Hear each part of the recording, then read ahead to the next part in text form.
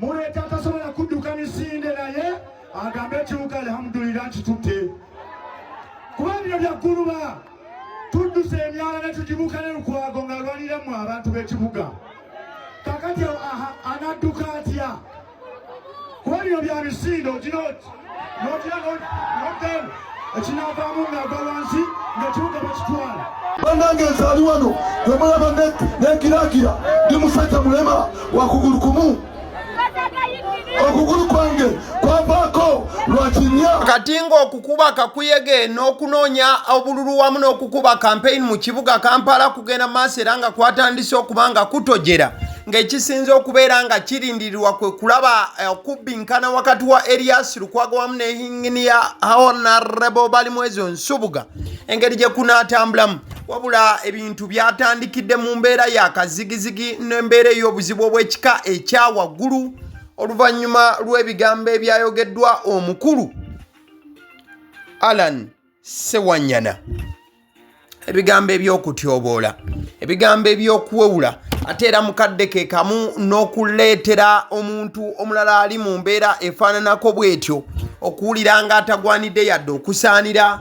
Allan Sewanyana bwe yabadde ku kituuti ng'anoonyeza Elias Lukwago akalulu k'obwa mmeeya bw'ekibuga Kampala yayogedde ebigambo ku bantu abalina obulemu ku mibiri gyabwe nga yasinze kubanga tooki agitunuuliza mu kulembeze ya Honorable Balimwezo Nsubuga mwe yamugambidde nti ono engeri gy'ali nti mulema ne bw'aba ng'aweereddwa ekifo ky'obwa mmeeya tasobola yadde oli gwe njogerako munnakibiina munnange KNUP naye ndaba tasobola ebizibu byatuyiseemu ne Lukwago kusteho nga ndi kansala ebizibu byatuyiseemu ne Lukwago nga ndi mbaka wa palamenti manyi bulungi okusoomooza okuli mu kibuga muzeeyi Kawalata aswamye ayawo ku geti ya steho alengera muleeta atasobola kudduka misinde naye agambe ekibuga alhamdulillah nkitutte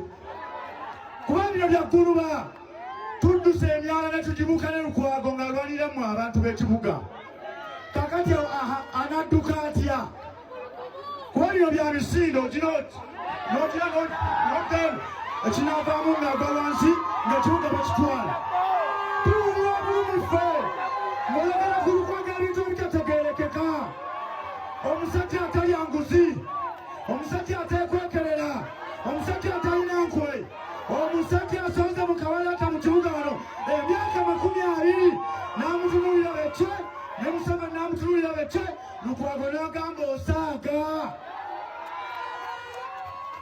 bagamba Museveni yagamba nti ekifo ky'obwa Lord Mayor yakiwamu omunnyo n'amazzi yasigaza bitegere kati akyagaza ki lwaki ayite eno mu opposition asobole okukitwala ekibuga kubanga gyayise twabali mu parliament tumanye empisa y'omusajja oyo gwe baagala okubaka katikako ab'ekibuga abatunze omwala bali ku sayidi eyo era bwe bamutembeeta kubanga bamanyi bwe banaamuleeta bagenda kubba buli kintu kyonna ekiri mu kibuga Kampala. Bigambo bya Allan Sewanyana ng'atyoboola okujerega wamu n'okuvuluga munnakibiina ki NUP ya Balimwezo Nsubuga ng'agamba nti Balimwezo mulema tasobola wabula ebigambo bino ebyayogeddwa Allan Sewanyana bangi tebibalese kyekimu nga n'abamu basigadde mu mbeera ey'okwewuunya oba ddala Allan Sewanyana yayogedde ebigambo bino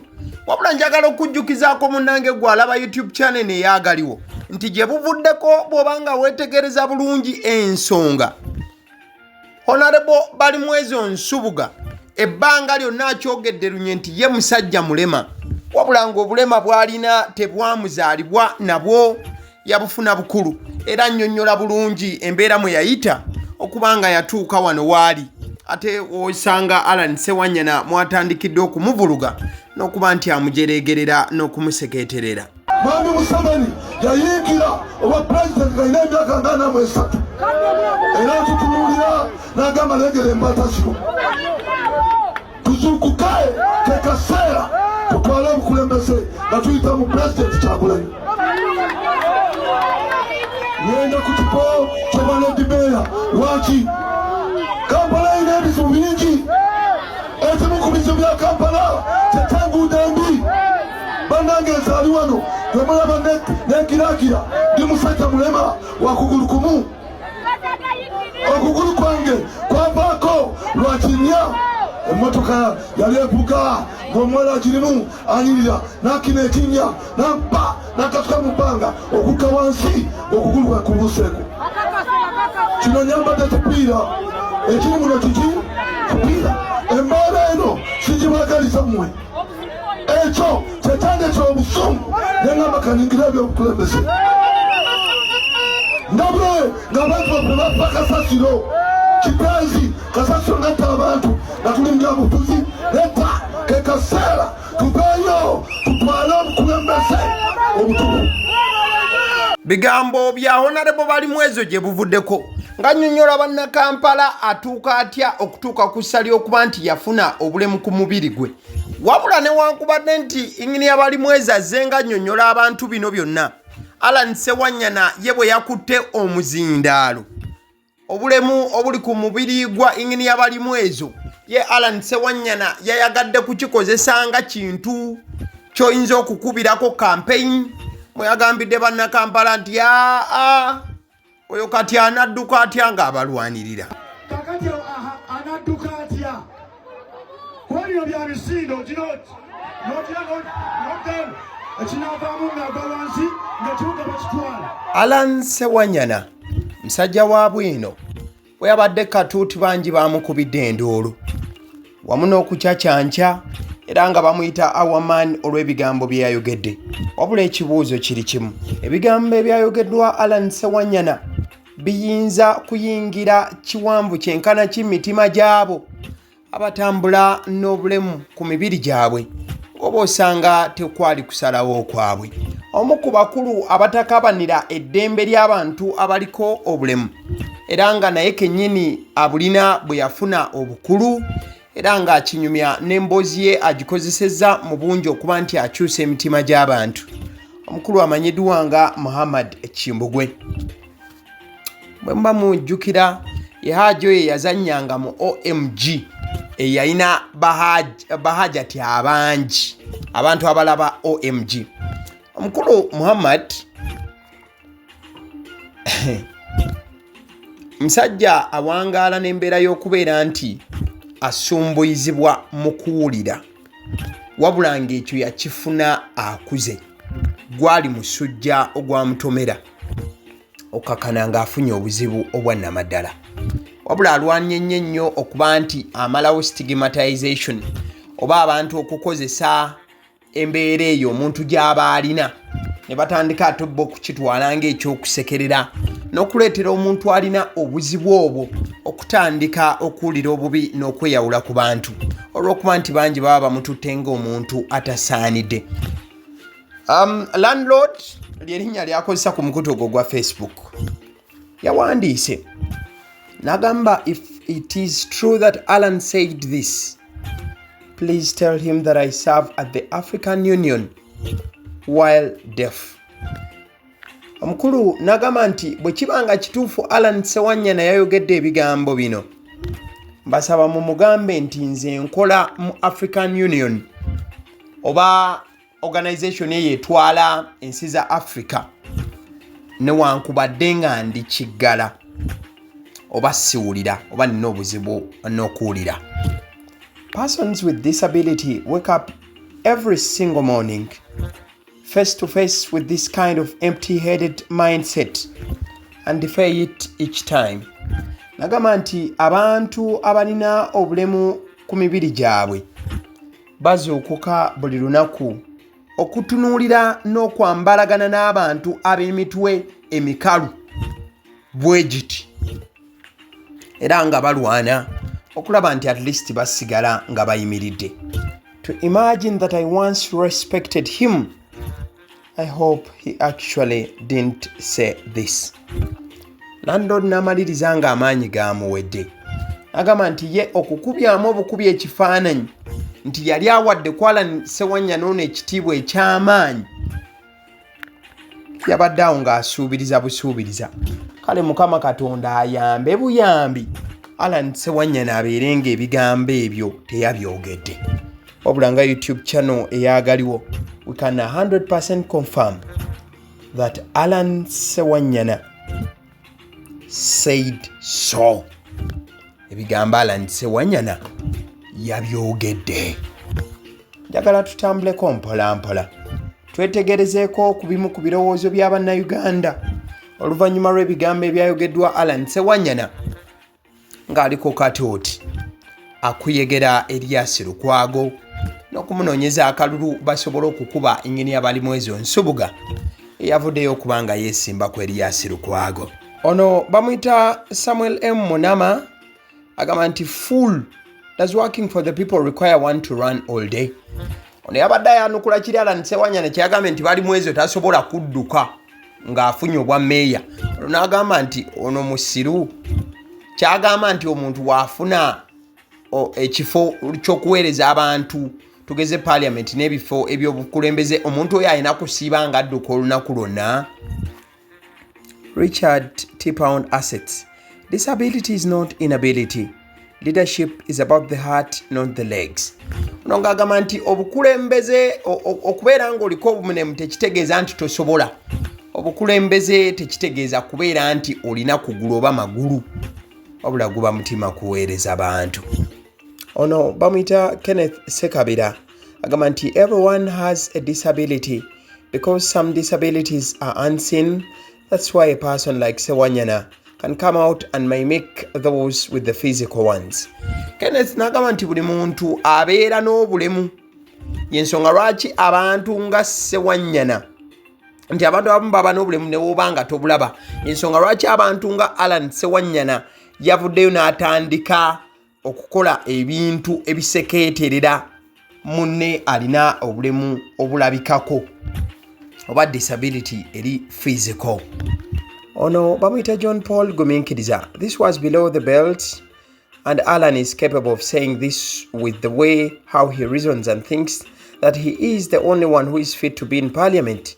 Him, Lukwago, and Semju are more power hungry than Museveni. These people are more power hungry than that one is they are fighting. Most people with disabilities even work and think more than those who claim that they don't have any disability. John Paul Guminsiriza bwe yalabye bino ennaku yamukutte n'agamba nti Allan Sewanyana yasusse bwe yandikomye. N'agamba ye ne Lukwago bandiba nti balina omululu gw'okwagala okukulembera n'okusinga abo abantu be baagala okujja mu buyinza.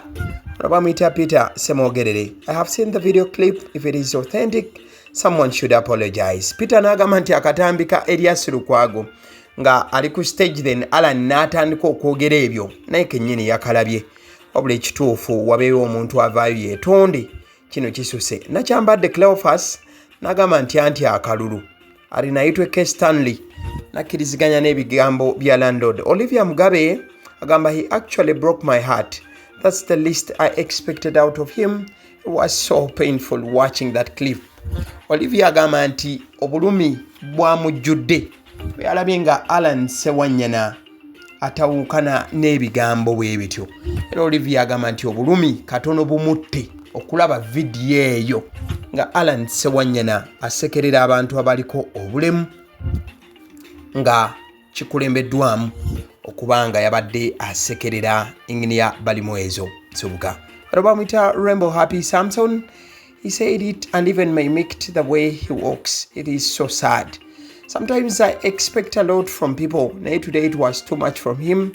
That discrimination was too much. Rainbow Happy Samson agamba nti yeewuunya nnyo olw'ensonga nti Allan Sewanyana teyakomye kwogera ku Balimwezo nti alina obulemu, wabula yatandise n'okubanga atambula abwenyera nga amuyeeyereza.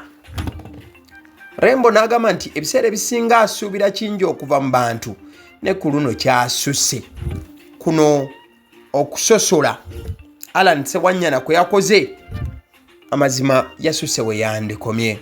Ambrose, oh Lord, if this is true, I will campaign against. Oli yagambye nti kati bw'abanga Allan Sewanyana bye bigambo bye yatandise okwogera kuba opponent waabwe alina okutawanyizibwako oba okuchallengingibwa mu mubiri. Allan Sewanyana bagenda kakasa nti bakampaininga against him. Ono bamuyita Claire. Very foolish man. Why didn't go instead of Segi? How can one be so ignorant? Claire ate yanyize bunyezi. Agamba nti Segirinya bw'aba yagenda, lwaki kale sigwe yagenda? Okubeera nti otunulira abantu abaliko obulemu n'otandika okubasekerera n'okola otyo. Paul Muglo, he said it live at a rally with all of them in attendance, including Lukwago. Obulema atasobola na kudduka, can't run the city, and they all clapped. Ono Paul Muglo agamba nti ye kyasinze n'okumwennyamiza nti Allan Sewanyana bakira binabyogera mu maaso ga Lukwago, ate ababaddewo bonna ne bakuba n'okukuba mu ngalo. Angel, good luck. Now if Museveni at his age is still able to rule the whole, does he still run up and down? Ono no ye akitunuliza mukulembeze wagwanga n'agamba nti wabanga akyakulembera kyategeeza nti n'omukulembeze akulembera bwadduka nga dde nadde eri. Obukulembeze tekyetaaga kubanga omuntu adduka misinde. Abamita Mubiru Ahmed bagamba men are given microphones okwetuga. That's why preparation is important before speaking. Mubiru Ahmed agamba nti omuntu yenna yawadde Allan Sewanyana omuzindaalo yamuwadde muguwa gwe yeetadde mu bulago ne yeetuga. Abamita Sekabira byekwaso agamba Sebo, he said those words, the videos have been circulating. Bano babadde bongera kukakasa bigambo ebyayogeddwa omukulu Allan Sewanyana. Nabamita Tina, he's a disappointment. Agamba nti amazima gali nti Allan Sewanyana yabaswazizza nnyo. Don Muzafal Chimbugwe amagezi gamwesibye. Agamba nti Allan Sewanyana we yalinnye ku katuuti oba ku platform okwogera, amagezi gamwesibye, atandika kubanga awanda buwanzi. Ebigambo boolyawo ebyamuswaziza. Ono bamuyita kitiibwa Genesis, a big no to Lukwago, ever opposing everything, even if it's right, give Kampala time to try someone else. Ono ye abadde agamba nti kyekiseera Lukwago addeko ebbali tusobole okuba nti newabaayo omuntu omulala aweebwa. Ono bamuyita Kawa, don't believe anything you read on the internet. Omusajja bamusibako ebigambo. Kawa alabika yadeeta ddala wakatami nga Allan Sewanyana ayogera naga ati mumala gakkiriza bigambo ku mutimbagano kuno. Ono bamuyita Semalulu Charles. This is an attack on the people with disabilities and all of us who believe that disability is not inability. It's disheartening to see leader use someone's disability as a measure of their ability to serve. True leadership is not about physical strength, but about vision, integrity, compassion, and the commitment to work for the people. People living with disabilities continue to prove every day. Asemalulu Charles yabadde ayogera ku nsonga y'okuba nti kuno kulumbagana kw'abantu baba balumbye abantu abalina ko obulemu ku mibiri gyabwe. Era agamba yeewuunya nnyo omukulembeze okukozesa munne alina obulemu nga example okulaga nti yalina amaanyi, nti yaddidde munne aliko obulemu ate ye n'akikozesanga okulaga nti ye kyekimufuula ow'amaanyi, olw'ensonga nti omuntu gwe bali mu kulwana oba gwe baagala okukuba akalulu engeri gy'alina obulemu kati ate bo balaga nti b'amaanyi nnyo kuba bo tebabulina.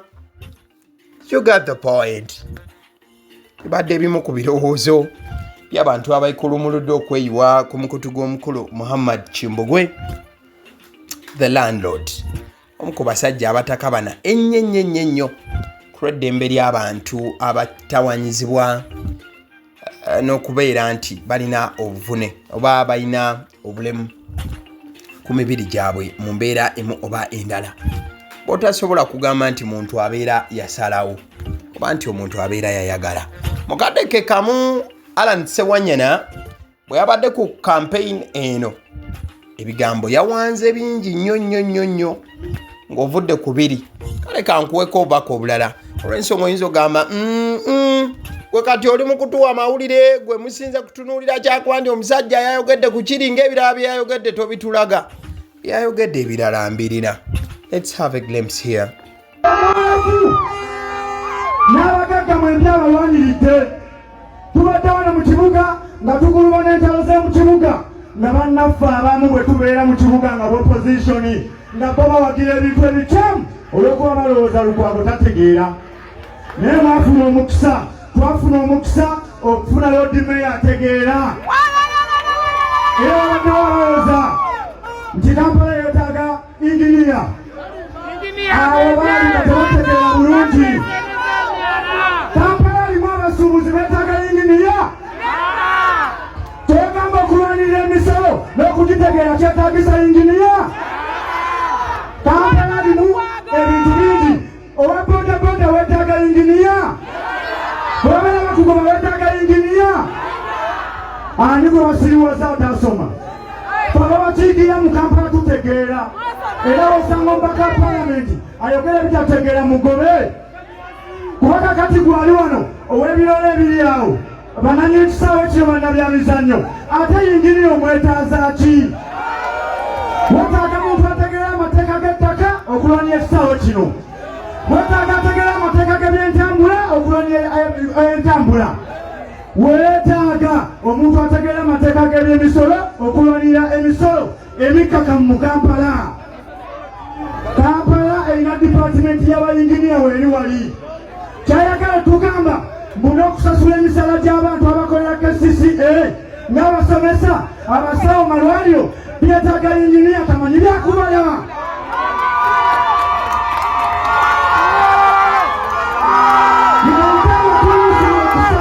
Gambo bya Allan Sewanyana.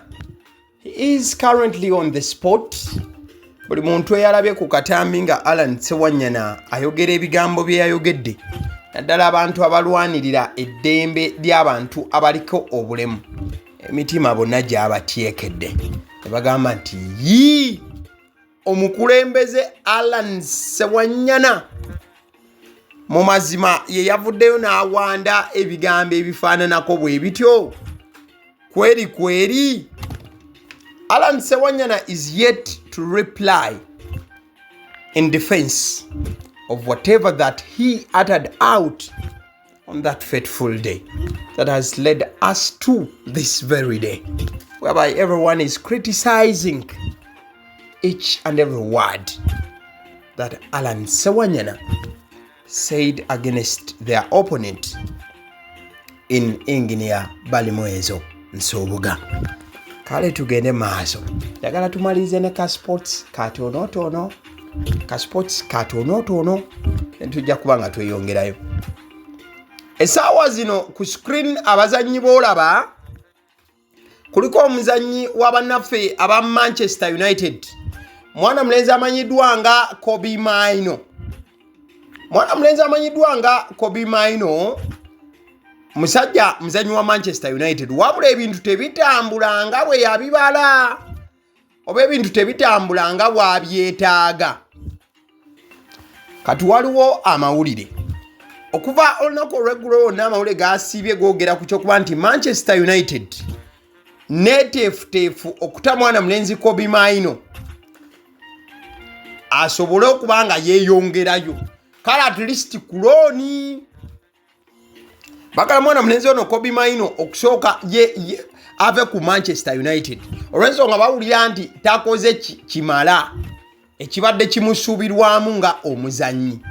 Mwana mulenzi amanyiddwa nga Kobe Maino era nga waliwo enteekateeka y'okubeera nga Manchester United is considering a loan swap for Conor Gallagher in January, potentially paving the way for Kobe Maino to leave the club on loan after failing out of favor under Ruben Amorim. So mwana mulenzi amanyiddwa nga Kobe Maino, Manchester United esuubira okuba nti mu January akatalo olunaatandika bwe katuwe pa mwana mulenzi ono bayinza okumusindika ku loan. Wabaddewo okusuubiriza nti mwana mulenzi ayinza okugenda mu Napoli, because Napoli yalaze dda interest okubeera nti mwana mulenzi eno emwetaaga. Though wayinza okubeerawo embeera y'okuba nti ate n'Atletico Madrid yeetaaga mwana mulenzi Kobe Maino, bayinza okumuswapingamu ne mwana mulenzi amanyiddwa nga Conor Gallagher.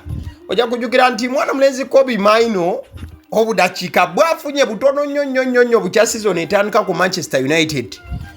atera mukadeke kamune mwana mulezi kona galaga wali ku Atletico Madrid wansi w'omutereza amanyidwa nga Diego Simeone. Mwana mulenzi oyo azanye ebitundu 3 ku buli 100 byokka ebyeddakiika ebya games ezizanyiddwa bukyali gyetandika. Mwana mulenzi oyo kona galaga ekitegeeza nti kona galaga naye ayinza okubanga eri abasajja sigwe benyumirizaamu ennyo. Kati ekiriwo kyakubeera nti Kobe Maino abasajja bayinza okumwetika ne bamusindika agende mu Atletico Madrid. Ne wankubadde nti teams eziraze interest weziri. Timu eziraze interest weziri ziwerera ddala. Yes, nalabyeko Napoli awo nga bagamba nti bandyetaaga kasajja kano okubeera nti kasayininga endagaano okubeera nga kazanyirako banafa ba Napoli. At the same time si Napoli yoka, Atletico Madrid nayo interest weri ddala. But bahangi bogeredde mwana mulenzi ono Kobe Maino ebigambo bingi. Ojja kujjukira nti kona galaga gwenjogeddeko ye yakazanya eddakiika ebitundu 3 ku buli 100 ebyeddakiika z'omupiira bukya season etandika. Naye ate mwana mulenzi Kobe Maino yakazanya ebitundu 14 byokka ebyeddakiika ez'omupiira wali ku Manchester United wansi w'obutendesi bwa Ruben Amorim. In fact season eno bukyetandika mwana mulenzi ono Kobe Maino yakazanya emipiira 7 gyokka eja Man U. Season yakabeeramu emipiira 11 eja Premier League. As of today 14th November 2025 omwaka 2025. Kati kitegeeza ki? Mwana mulenzi Kobe Maino ye abasajja bazze bamulaga nti teguggwa. In fact bw'oba weetegereza season eno Kobe Maino ng'oggyeko omupiira gwe bazanya Grimsby Town ogwa EFL, Kobe Maino mu Premier League nga tutunulire Premier League yokka omupiira gwe yakazanyako ekinene ennyo yaguzanya eddakiika 45 gwali mupiira gwa baanire. But Kobe Maino tazanyangako ddakiika ziwera 3 mu mupiira gwa Man U bukya season etandika. Leave EFL aside, Premier League Kobe Maino azanye emipiira 7. Wabula nsobola okutegeeza nti bwe yali azanya banafu ababane yazanye eddakiika 45, ku Man City bamwe eddakiika 28, ogwa Chelsea bamwe eddakiika 3, ogwa Brentford bamwe eddakiika 24, ogwa Sunderland yazanye eddakiika 13, ogwa Liverpool yazanya 5 bweziti, Brighton and Hove Albion yazanye eddakiika 2, ogwa Nottingham bamugamba no. So in fact I think musajja wattu ayinamu koneka injury. Yes, yayinamu ka injury at the time. Yeah, but musajja bagambye Kobe Maino teguggwa. Get out of here man. Tumalirize nakano. Mu kifaananyi mwana mulenzi gwolaba ye Alexander Isak. Musajja muyizi tasubwa. Ekya muyizi tasubwa simanyi nti oba kikyasobola okwogerebwa ensangi zino ku Liverpool wali. Olunaku olwaleero nkuleetedde abazannyi 15 abazannyi abakuba maaso awo abasayiningiddwa season ya 2025-2026. Wabula nga abazannyi bano ebintu tebinnatambula bulungi. Ngenda kulekako ekifaananyi kya Alexander Isak, then ngenda kuleetera listi yaabwe bonna. Ngenda kutandika mu kye 15. Kuliko mwana mulenzi amanyiddwa nga Anthony Elanga. Ono yagulibwa obukadde 61 mu mipiira 17. Alinamu assist yokka emu. Mwana mulenzi amanyiddwa nga Muhammad Kudus yagulibwa obukadde 63 mu mipiira 15 alinamu goal emu ne assist 5 mu kye 13.